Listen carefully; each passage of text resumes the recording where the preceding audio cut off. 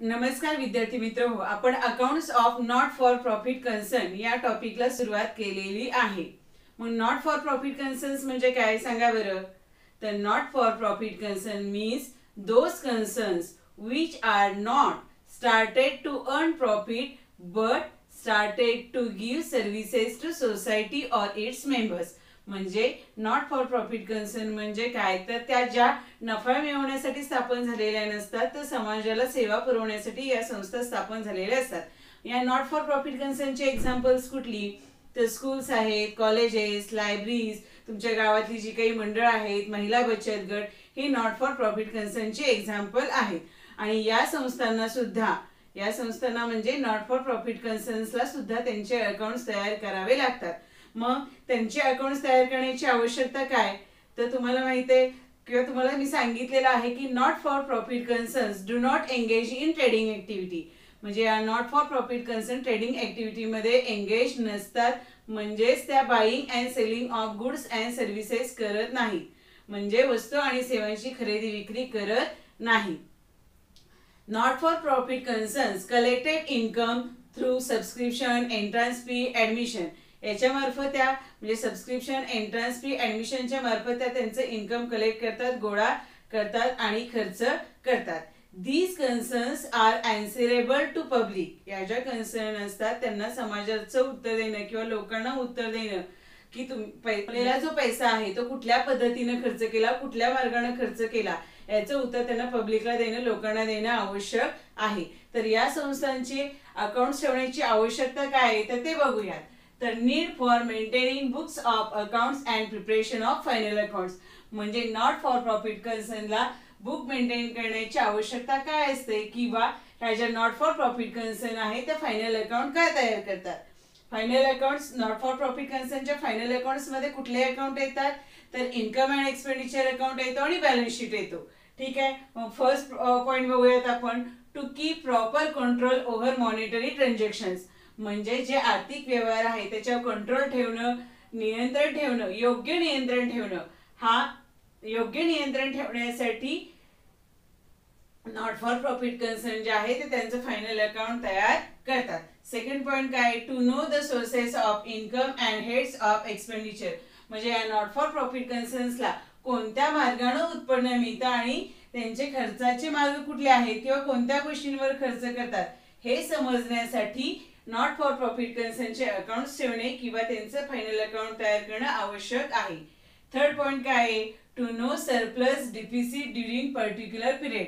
म्हणजे ठराविक कालावधीमध्ये त्यांना सरप्लस किंवा डिफिसिट किती झालेला आहे हे पाहण्यासाठी फायनल अकाउंट्स तयार करणं आवश्यक आहे। सरप्लस म्हणजे काय बघा, तर मी तुम्हाला सांगितलं की नॉट फॉर प्रॉफिट कन्सर्न त्यांच्या फायनल अकाउंट मध्ये इन्कम अँड एक्सपेंडिचर अकाउंट तयार करतात।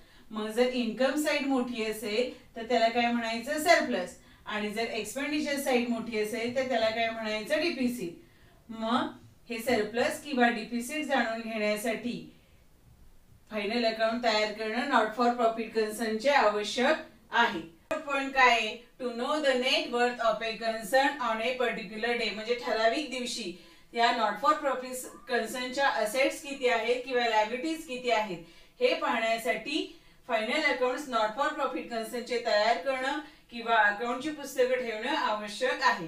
फिफ्थ काय, to comply with the provisions of laws applicable. म्हणजे या नॉट फॉर प्रॉफिट कन्सर्नना जे काही लॉ, जे काही नियम, जे काही कायदे ऍप्लिकेबल होतात, लागू होतात, त्याच्यानुसार, त्या कायद्यानुसार, नियमानुसार फायनल अकाउंट तयार करणं आवश्यक आहे।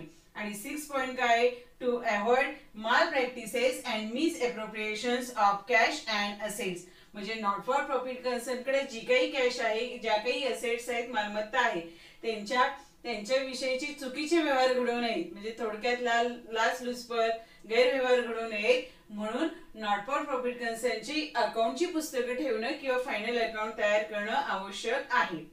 बघा, तुम्हाला need for maintaining books of accounts and preparation of final accounts of not for profit concern लक्षात आलं का। म्हणजे संस्था कुठली पण असू द्यात, ट्रेडिंग कन्सर्न असू द्यात किंवा नॉन ट्रेडिंग कन्सर्न असू द्यात, म्हणजे संस्था व्यापारी असू देत किंवा बिगर व्यापारी असू देत, त्या प्रत्येक संस्थेला तिचे फायनल अकाउंट्स तयार करणं आवश्यक आहे। आता ह्या ज्या नॉट फॉर प्रॉफिट कन्सर्न आहेत त्यांच्या फायनल अकाउंट्स मध्ये काय कुठले अकाउंट्स येतात, तर receipts and payment account base म्हणून तयार केला जातो आणि इन्कम अँड एक्सपेंडिचर अकाउंट येतो आणि बॅलन्स शीट येतो. मग हे जे आहे receipts and payment account, income and expenditure account आणि बॅलन्स शीट आपण आता डिटेल्स मध्ये फर्स्ट आपण रिसिप्ट्स अँड पेमेंट अकाउंट बघूया. Day to day business transactions of not for profit concerns are recorded in cash book and then they are posted to ledger accounts. At the end of the financial year, these ledger accounts and cash book are balanced and from these balances receipts and payment account is prepared. म्हणजे not for profit concern जे आहे ते त्यांच्या दररोजचे जे transactions आहेत ते कशात रेकॉर्ड करतात, कॅशबुक मध्ये रेकॉर्ड करतात. मग त्यांचं पोस्टिंग लेजर अकाउंट्स मध्ये केलं जातं आणि फिनान्शियल इयर तुमचं आर्थिक वर्ष संपण्याच्या वेळेला काय केलं जातं, हे जे लेजर अकाउंट्स आहेत ते काय केले जातात, बॅलन्स केले जातात, क्लोज केले जातात आणि त्याच्यावरून रिसिप्ट्स अँड पेमेंट अकाउंट तयार केला जातो. आता receipts and payment account is real account. Receipts and payment account कुठला अकाउंट आहे, रिअल अकाउंट आहे. या अकाउंटला रिअल अकाउंटचे रूल्स लागू होतात. रिअल अकाउंटचे रूल्स काय, तर डेबिट व्हॉट कम्स इन आणि क्रेडिट व्हॉट गोज आउट. म्हणजे जी काही कॅश येणार आहे ती डेबिट साईडला असणार आहे आणि जी काही जाणार आहे ती कुठल्या साईडला असणार आहे, क्रेडिट साईडला असणार आहे. आता सेकंड काय, credit transactions are not recorded. म्हणजे या रिसिप्ट्स अँड पेमेंट अकाउंट मध्ये क्रेडिट ट्रान्झॅक्शन्स, उधारीचे ट्रान्झॅक्शन्स व्यवहार रेकॉर्ड केले जात नाही. Summary of cash and bank transactions. Receipts and payment account हा कॅश आणि बँक ट्रान्झॅक्शनची समरी आहे, सारांश आहे. रिसिप्ट्स अँड पेमेंट अकाउंट हा कॅशबुक सारखाच असतो. कॅशबुकची डेबिट साईड कुठली असते, रिसिप्ट असते आणि कॅशबुकची क्रेडिट साईड कुठली असते, पेमेंट असते. तसंच रिसिप्ट्स अँड पेमेंट अकाउंटचं आहे.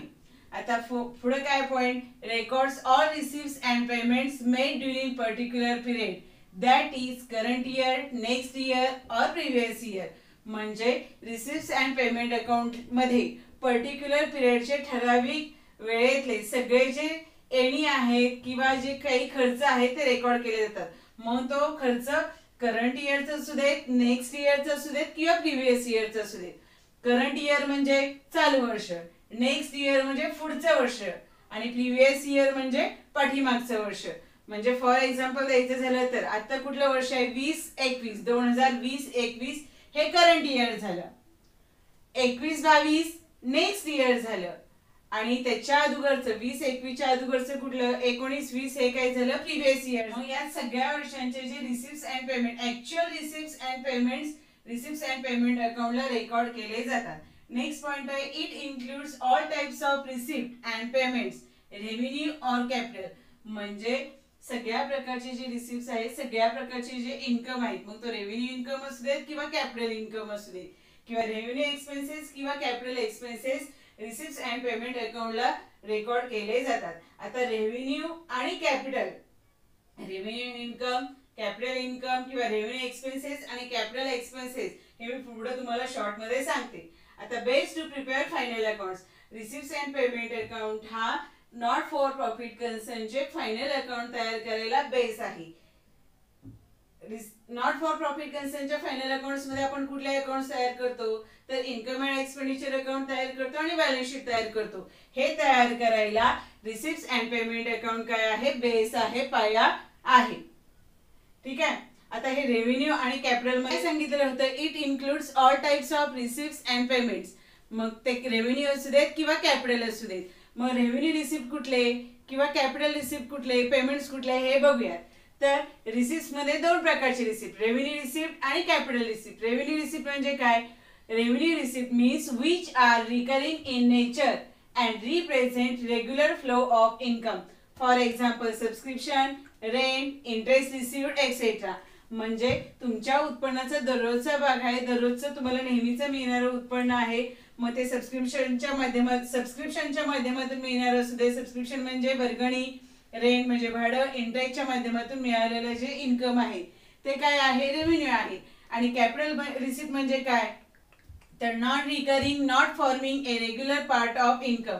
म्हणजे तुम्हाला दररोज ते रेग्युलर असं मिळत नाही. तर ते कसं मिळतं, तर sale proceeds of fixed asset, specific donation for building. म्हणजे तुमच्या ज्या फिक्स्ड असेट आहेत, मशिनरी आहे, बिल्डिंग, फर्निचर, या असेट विकल्यानंतर ना जे काही तुम्हाला इन्कम मिळतो त्याला काय म्हणाल तुम्ही कॅपिटल रिसिप्ट. किंवा जर डोनेशन तुम्हाला स्पेसिफिक पर्पजसाठी ठराविक गोष्टीसाठी मिळालेलं असेल तर ते कशामध्ये येतं कॅपिटल रिसिप्ट मध्ये. For example specific donation for building, म्हणजे डोनेशन मिळालेलं आहे पण कशासाठी मिळालेलं आहे बिल्डिंग साठी मिळालेलं आहे, मग ते कशामध्ये येईल कॅपिटल रिसिप्ट मध्ये. कॅपिटल रिसिप्ट मध्ये येईल. थोडक्यात रिसिप्ट अँड पेमेंट अकाउंटच्या रिसिप्ट साईडला revenue receipt and capital receipt record केले जातात. आता रिसिप्ट अँड पेमेंट अकाउंटच्या पेमेंट साईडला कुठले रिसिप्ट अँड पेमेंट अकाउंटच्या पेमेंट साईडला काय रेकॉर्ड केलं जातं तर रेव्हेन्यू पेमेंट्स आणि कॅपिटल पेमेंट्स रेकॉर्ड केले जातात ते बघूया. रिसिप्ट अँड पेमेंट अकाउंटच्या पेमेंट साईडला रेव्हेन्यू एक्सपेंडिचर आणि कॅपिटल एक्सपेंडिचर रेकॉर्ड केले जातात. आता रेव्हेन्यू एक्सपेंडिचर हे शॉर्ट पिरियड साठी केले जाणारे असतात, म्हणजे तुमचा डेलीचा रुटीनचा खर्च तो म्हणजे रेव्हेन्यू एक्सपेंडिचर. मग त्याच्यामध्ये रेंट असेल, सॅलरी असेल, टॅक्सेस, इन्शुरन्स, तुमचं इलेक्ट्रिसिटी बिल हे कशामध्ये येतं रेव्हेन्यू एक्सपेंडिचर मध्ये येतं. आणि कॅपिटल एक्सपेंडिचर मध्ये काय ते कॅपिटल एक्सपेंडिचर म्हणजे काय जे एक्सपेंडिचर आपण लॉंग पिरियड साठी करतो किंवा त्याचा जो बेनिफिट आहे या एक्सपेंडिचर पासून मिळणार आपल्याला लॉंग टर्म पर्यंत मिळत जातो. मग त्याच्यामध्ये purchase of land, machinery, building, म्हणजे जर तुम्ही मशिनरी खरेदी करत असाल, बिल्डिंग खरेदी करत असाल, जमीन खरेदी करत असाल आणि या खरेदीवर तुम्ही जो काही केलेला खर्च आहे तो तुम्हाला या खर्चापासून मिळणारा जो फायदा आहे तो लॉंग पिरियड पर्यंत खूप मोठ्या कालावधीपर्यंत मिळत जातो. त्याला काय म्हणायचं कॅपिटल एक्सपेंडिचर म्हणायचं. म्हणजे रिसिप्ट अँड पेमेंट अकाउंटच्या पेमेंट साईडला रेव्हेन्यू एक्सपेंडिचर आणि कॅपिटल एक्सपेंडिचर अशा दोन्ही प्रकारचे एक्सपेंडिचर रेकॉर्ड केले जातात.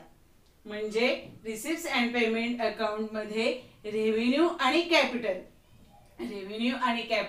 अशा दोन्ही प्रकारचे इन्कम आणि एक्सपेन्सेस रेकॉर्ड केले जातात. आता हा रिसिप्ट अँड पेमेंट अकाउंटचं जे फॉर्मॅट आहे किंवा स्पेसिमन जे आहे ते शॉर्ट मध्ये तुम्हाला मी सांगते कसं असतं ते. रिसिप्ट अँड पेमेंट अकाउंटचा आपण फॉर्मॅट बघतोय. In the books of receipt and payment account for the year ended 31 March. आता रिसिप्ट अँड पेमेंट अकाउंटची डेबिट साइड कुठली असते रिसिप्ट असते आणि क्रेडिट साइड कुठली असते पेमेंट असते. म्हणजे डेबिट साइडला जे काही तुम्हाला इन्कम मिळालेला आहे तो डेबिट साइडला आणि जे काही तुम्ही एक्सपेन्सेस केलेले पेमेंट केलेले आहे ते कुठल्या साइडला क्रेडिट साइडला. Receipt and payment account is similar to cashbook. Receipt and payment account कशासारखं असतं कॅशबुक सारखाच असतं. आता रिसिप्ट साइडला फर्स्ट काय आहे to balance brought down, cash in hand आणि कॅश ॲट बँक. मग हा जो ओपनिंग बॅलन्स असेल तो असेल पहिल्यांदा. त्याच्यानंतर टू सबस्क्रिप्शन म्हणजे वर्गणी, मग ती प्रिव्हियस इयर, नेक्स्ट इयर आणि करंट इयर म्हणजे पुढच्या वर्षाची असेल, पाठीमागच्या वर्षाची असेल किंवा चालू वर्षाची असेल. जर तुम्हाला या तिन्ही वर्षाचं जर सबस्क्रिप्शन मिळालेलं असेल ते त्याच्यानंतर entrance fee, to admission fee, to legacies, government grant, to donation, to balance carry down, bank overdraft म्हणजे जर बँक ओव्हरड्राफ्ट असेल तर तो बॅलन्स कॅरी डाऊन केलेला इथं येईल. आणि पेमेंट साईडला काय first by balance brought down म्हणजे जर बँक ओव्हरड्राफ्ट साईडला काय first by balance brought down म्हणजे जर बँक ओव्हरड्राफ्ट असेल जर तुमची पेमेंट जास्त असतील बँक ओव्हरड्राफ्ट कुठे येणार क्रेडिट साईडला. त्याच्यानंतर तुम्ही समजा सॅलरीवर खर्च केलेला आहे मग ती प्रिव्हियस इयर म्हणजे पाठीमागच्या वर्षाचा केलेला असेल, करंट इयर म्हणजे चालू आणि नेक्स्ट इयर म्हणजे पुढच्या वर्षाचा जर सॅलरीवर तुम्ही खर्च केलेला असेल तर तो पेमेंट साईडला येईल. त्याच्यानंतर काय तुम्ही रेंटवर केलेला आहे by rent, by insurance, fixed डिपॉझिटवर तुम्ही खर्च केलेला आहे. फिक्स्ड डिपॉझिट काय असते आपली असेट असते ते तुम्ही खरेदी केलेलं आहे fixed deposit. By purchase of furniture, machinery, building समजा तुम्ही फर्निचर, मशिनरी, बिल्डिंग खरेदी केलेला आहे किंवा त्याच्यावर खर्च केलेला आहे तर तो कुठल्या साईडला येईल पेमेंट साईडला येईल. आणि last by balance carry down, cash आणि बँक. आणि जर कॅश आणि बँकेचा बॅलन्स जर असेल तर तो पेमेंट साईडच्या क्रेडिट साईडला येईल आणि तुमचं अकाउंट क्लोज केलेलं असेल. मी तुम्हाला शॉर्ट मध्ये रिसिप्ट अँड पेमेंट अकाउंट कसं असतो ते इथं दाखवलेलं आहे. रिसिप्ट अँड पेमेंट अकाउंट जो आहे तो नॉट फॉर प्रॉफिट कन्सर्नचे फायनल अकाउंट तयार करण्यासाठी काय आहे बेस आहे. तुम्हाला नॉट फॉर प्रॉफिट कन्सर्न वर जेव्हा प्रॉब्लेम येईल तेव्हा त्या प्रॉब्लेम मध्ये तुम्हाला रिसिप्ट अँड पेमेंट अकाउंट आणि ऍडजस्टमेंट दिलेले असतील त्याच्यावर तुम्हाला इन्कम अँड एक्सपेंडिचर अकाउंट आणि बॅलन्स शीट तयार करायचा आहे. मग आता आपण इन्कम अँड एक्सपेंडिचर अकाउंट बघा, इन्कम अँड एक्सपेंडिचर अकाउंट बघतोय आपण. Income and expenditure account is nominal account. Income and expenditure account हा नॉमिनल अकाउंट आहे. नॉमिनल अकाउंटचे रूल्स याला लागू होतात. म्हणजे debit the expenses and losses, credit the incomes and gains. म्हणजे इन्कम अँड एक्सपेंडिचर अकाउंटच्या डेबिट साईडला सगळे एक्सपेन्सेस आणि लॉसेस असणार आहेत, क्रेडिट साईडला इन्कम्स आणि गेन्स असणार आहेत. हा जो इन्कम अँड एक्सपेंडिचर अकाउंट आहे similar to profit and loss account आहे. प्रॉफिट अँड लॉस अकाउंट सारखं आहे. Revenue expenses and revenue incomes of current year are recorded. म्हणजे इन्कम अँड एक्सपेंडिचर अकाउंटला रेव्हेन्यू एक्सपेन्सेस आणि रेव्हेन्यू इन्कम्सच रेकॉर्ड केले जातात. हे वाक्य तुम्हाला फिल इन द ब्लँक्सला येऊ शकतं. आता तुमचा जो रिसिप्ट्स अँड पेमेंट अकाउंट आहे त्याला रेव्हेन्यू आणि कॅपिटल अशा दोन्ही प्रकारचे एक्सपेन्सेस आणि इन्कम रेकॉर्ड केले जातात. आता income and expenditure account is prepared to find out surplus or deficit. म्हणजे सरप्लस किंवा डिफिसिट हे सरप्लस किंवा डिफिसिट किती आहे हे शोधण्यासाठी आपण इन्कम अँड एक्सपेंडिचर अकाउंट तयार करतो. आता सरप्लस कधी येतं, जेव्हा तुमचं इन्कम्स जास्त असतात तेव्हा काय येणार आहे, surplus. Excess of income over expenditure is called surplus. म्हणजे एक्सपेंडिचर पेक्षा जर इन्कम जर जादा झाला तर काय येणार आहे, सरप्लस येणार आहे. आणि डिफिसिट कधी येणार आहे, जर तुमची एक्सपेंडिचर साईड मोठी असेल म्हणजे एक्सपेन्सेस जर जास्त असतील तर काय येणार आहे, डिफिसिट येणार आहे. आणि surplus and deficit is transfer to capital fund. हे सरप्लस किंवा डिफिसिट कुठे ट्रान्सफर केलं जातं, कॅपिटल फंडला. Surplus is added in capital fund. Surplus capital fund मध्ये ऍड केला जातो आणि डिफिसिट काय केलं जातं, लेस केलं जातं. आणि हे कॅपिटल फंड कुठे येतो, बॅलन्स शीटच्या लायबिलिटी साईडला. पुढं काय आहे, अकंपनीड विथ बॅलन्स शीट. म्हणजे इन्कम अँड एक्सपेंडिचर बरोबर नॉट फॉर प्रॉफिट कन्सर्न काय तयार करतात, बॅलन्स शीट तयार करतात. त्याच्यानंतर no opening balance. Income and expenditure account has no opening balance. त्याला काय ओपनिंग बॅलन्स असत नाही. जसं रिसिप्ट्स अँड पेमेंट अकाउंट मध्ये सुरुवातीला कॅश आणि बँकेचा ओपनिंग बॅलन्स होता, क्लोजिंग बॅलन्स होता, तसे इन्कम अँड एक्सपेंडिचर अकाउंटला असत नाही. Non cash items, bad debts, depreciation on fixed asset, loss on sale are recorded. म्हणजे जे नॉन कॅश आयटम्स आहेत, बॅड डेट सारखे, डिप्रिसिएशन सारखे, हे सुद्धा इन्कम अँड एक्सपेंडिचर अकाउंटला रेकॉर्ड केले जातात. बघा, तुम्हाला इन्कम अँड एक्सपेंडिचर अकाउंट आणि रिसिप्ट्स अँड पेमेंट अकाउंट कळालेला आहे का. रिसिप्ट्स अँड पेमेंट अकाउंट कुठला असतो, रिअल अकाउंट असतो. आणि income and expenditure account nominal account असतो. रिसिप्ट्स अँड पेमेंट अकाउंटला रेव्हेन्यू आणि कॅपिटल अशा दोन्ही प्रकारचे एक्सपेन्सेस इन्कम रेकॉर्ड केले जातात. इन्कम अँड एक्सपेंडिचर अकाउंटला फक्त revenue expense, revenue incomes record केले जातात. ठीक आहे. मग आता हे जे इन्कम अँड एक्सपेंडिचर अकाउंट आहे त्याचं फॉर्मॅट जे आहे ते तुम्हाला शॉर्ट मध्ये फक्त मी इथं दाखवते. बघा, इन्कम अँड एक्सपेंडिचर अकाउंटचं फॉर्मॅट बघूयात. Income and expenditure account nominal account असतं, त्यामुळं इन्कम अँड एक्सपेंडिचर अकाउंटची जी डेबिट साईड आहे ती कुठली असते, एक्सपेंडिचर असते. आणि क्रेडिट साईड कुठली असते, इन्कम असते. आता एक्सपेंडिचर मध्ये काय काय एक्सपेंडिचर येतात, तर टू सॅलरी. फर्स्ट काय दिलेलं आहे, टू सॅलरी. मग पेड फॉर लास्ट इयर आणि नेक्स्ट इयर.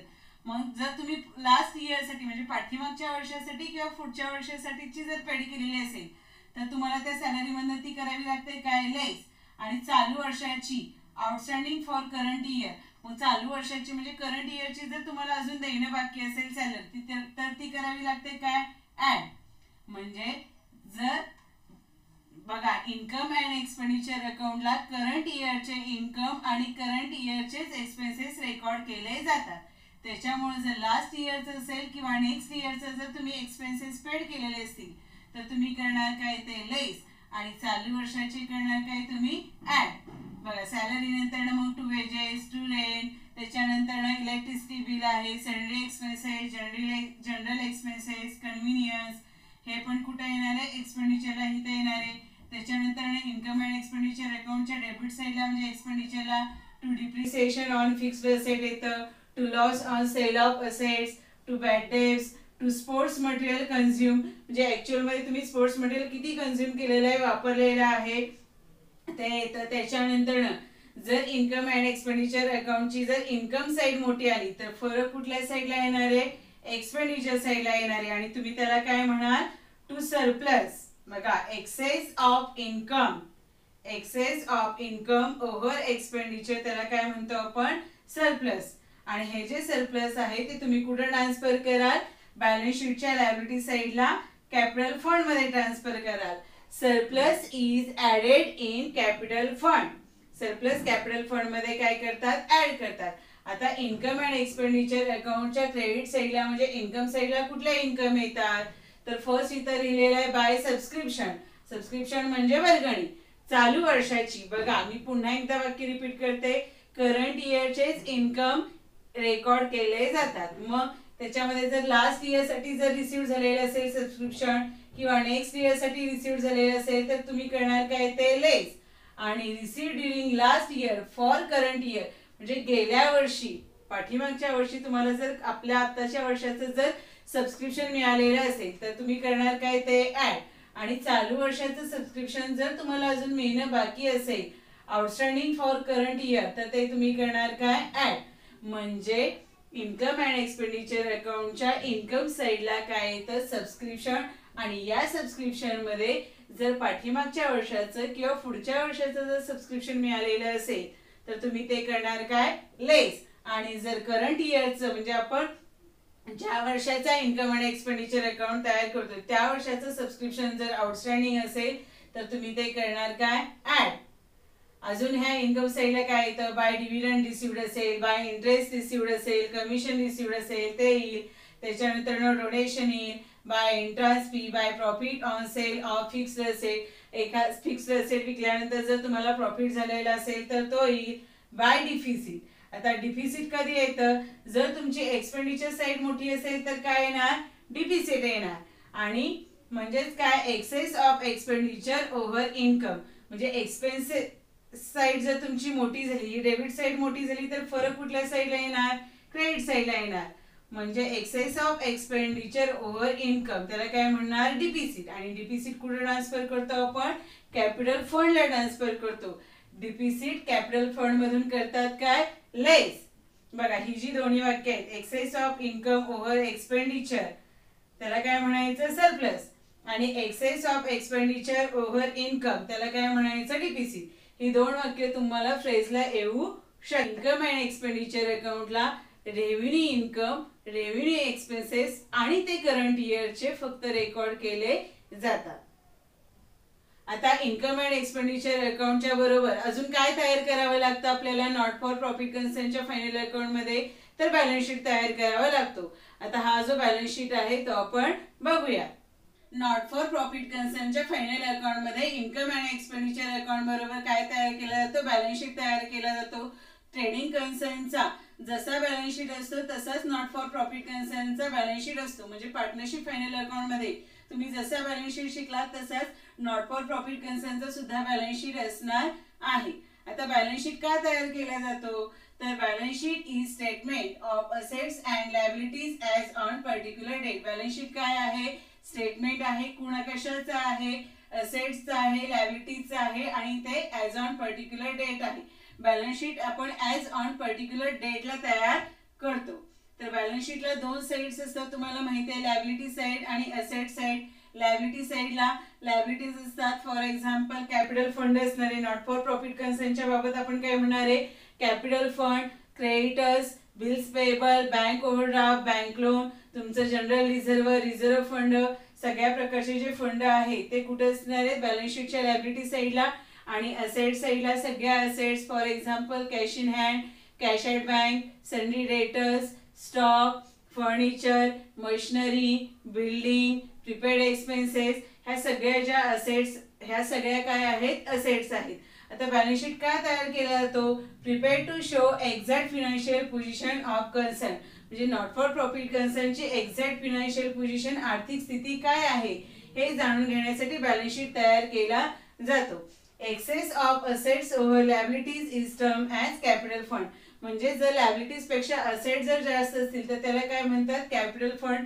तेच फॉर्म्युलेच्या रूपात काय सांगता येईल capital fund is equal to assets minus liabilities. तुम्हाला हे वाक्य फिलिंग इन द ब्लँक्सला पण हा फॉर्म्युला विचारला जाऊ शकतो की कॅपिटल फंड बरोबर असेट्स मायनस लायबिलिटीज.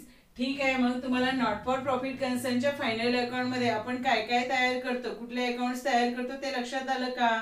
प्रॉफिट कन्सर्नच्या फायनल अकाउंट मध्ये आपण रिसिप्ट अँड पेमेंट अकाउंट आणि ऍडजस्टमेंटच्या सहाय्याने काय तयार करतो, इन्कम अँड एक्सपेंडिचर अकाउंट आणि बॅलन्स शीट तयार करतो. आजच्या तासामध्ये तुम्हाला मी receipt and payment account, income and expenditure account आणि बॅलन्स शीट यांच्याबद्दलची माहिती सांगितलेली आहे. ती तुमच्या लक्षात आली असेल. तर मग तुम्हाला जर कळालं असेल तर मला शॉर्ट मध्ये सांगा बरं. Receipt and payment account is dash dash account. Receipt and payment account कुठला अकाउंट असतो, तर रिअल अकाउंट असतो. आणि receipt and payment account is base for preparation of income and expenditure account आणि बॅलन्स शीट. म्हणजे नॉट फॉर प्रॉफिट कन्सर्नचे final account तयार करायला बेस काय आहे, रिसिप्ट अँड पेमेंट अकाउंट आहे. ठीक आहे. मग तुम्हाला आजच्या तासामध्ये ह्या receipt and payment account, income and expenditure account, balance sheet बद्दल माहिती कळालेली असेल. पुढच्या तासामध्ये आपण नॉट फॉर प्रॉफिट कन्सर्नचे प्रॅक्टिकल प्रॉब्लेम, ऍडजस्टमेंट्स बघूयात. ठीक आहे. मग थांबते मी इथं. असेच तुम्ही व्हिडिओ बघत राहा, तुमच्या मित्रांना सेंड करा, जेणेकरून त्यांना पण आपलं 12वीचं जे अकाउंट आहे ते सोपं जाईल, सहज त्यांना शिकता येईल. ठीक आहे. मग इथं मी थांबते. थँक्यू.